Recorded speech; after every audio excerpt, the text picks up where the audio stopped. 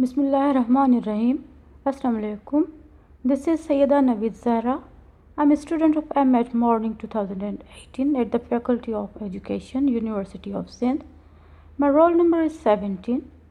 Subject of this presentation is EPG, which stands for Educational Psychological Guidance, and the title of this presentation is Elements and Goals of Counseling. This topic is assigned by Dr. Amjad Ali Arain. Well, first of all, let's move to the content. These are the contents: definition of counseling, elements of counseling, goals of counseling, summary, and of course, conclusion. First of all, the definition of counseling. Counseling is a process in which the counselor assists the counselee to make interpretations of fact relating to a choice, plan, or adjustment which he needs to make, by Glenn F. Smith, and the other one is by Carl Rogers. Rogers states that counseling is a series of direct contacts with the individual which aims to offer him assistance in changing his attitude and behavior. Now let's move to the elements. There are major elements.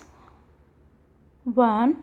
Counseling involves two individuals, one seeking help and the other one a professionally trained person who can help the first. 2. There should be a relationship of mutual respect between the two individuals. The counselor should be friendly and cooperative, and the counselee should have trust and confidence in the counselor. Third point is the aim of counseling is to help a student to form a decision, make a choice, or find a direction at some important fork in the road, such as that of planning in a life career, a program in college or university, or a campaign to obtain employment. Fourth point is it helps the counselee acquire independence and develop a sense of responsibility. It helps him explore and fully utilize his potentialities and actualize himself. Fifth one is it is more than confident advice giving. Progress comes through the thinking that a person with a problem does for himself rather than through solutions suggested by the counselors. Sixth, it involves something more than a solution to an immediate problem. Its function is to produce changes in the individual that will enable him to extract himself from his immediate difficulties. Seventh one is it concerns itself with the attitudes as well as action.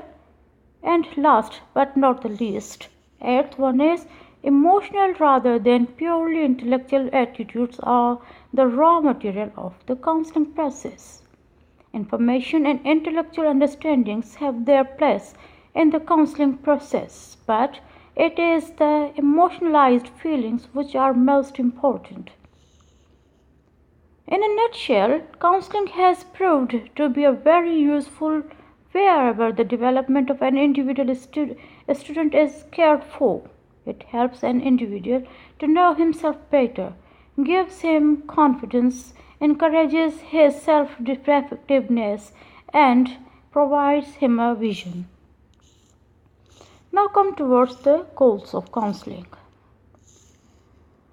Counseling theorists do not always agree on appropriate counseling goals because they are often general, vague, and saturated with implications. However, there are 5 most common named goals of counseling: facilitating behavior change, improving the client's ability to establish a mental relationship, enhancing the client's effectiveness and ability to cope, promoting the decision-making process, and facilitating cliental potential development. These goals are not mutually exclusive and will naturally be emphasized by some theorists and not the others. Summary: counseling is a process of problem solving under the guidance of some specialists or psychotherapists. It involves two people, counselor and the counselee, because unless or until both won't create a trust bond, they can't reach to the solution of the problem. Therefore, a mutual trust and understanding is a must. There are basically 5 major goals of counseling. These are behavior modification, making the person able to distinguish between right and the wrong and decide himself that why he wants to do and how he can achieve his desired goals in a righteous and safe way.